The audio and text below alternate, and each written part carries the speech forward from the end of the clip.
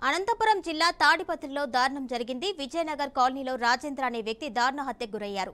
రాజేంద్ర డబ్బులు తీసుకుని తిరిగి ఇవ్వలేదు అని తిప్పారెడ్డి ఇంటి వద్దకు పిలిపించుకుని దాడి చేశారు.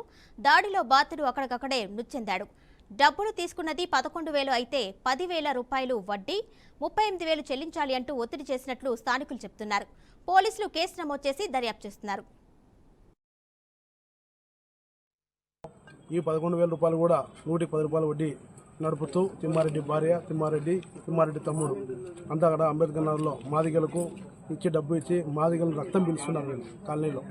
వీళ్ళ మీద కూడా చాలా ఫిర్యాదులు ఉన్నాయి. గతంలో కూడా ఈ 11,000 రూపాయల కోసం దాదాపు అంటే 11,000ని 38,000 రూపాయలు చేశారు. వారం వడ్డీ వారం వచ్చి తిప్పారెడ్డి.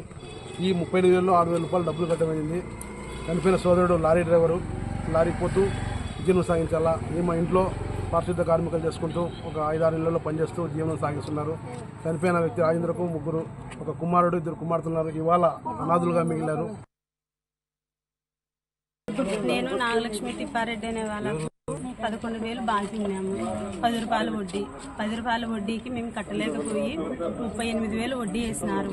వడ్డీ వేసినందుకు నన్ను ప్రెజర్ పెడుతుంటే నా భర్త చెప్పడానికి పోయినందుకు నా భర్తను ఇష్టాసారం కొద్ది రాడ్లతో కట్టెలతో కొట్టి నన్ను పిల్లంపించిన తర్వాత నేను పోయిన తర్వాత ఇద్దరిని కలిసి కొట్టినారు. రాడ్లతో కట్టెలతో కింద పడేసి రోడ్లు ఎట్లంటే అట్లా ఇష్టం వచ్చినట్లు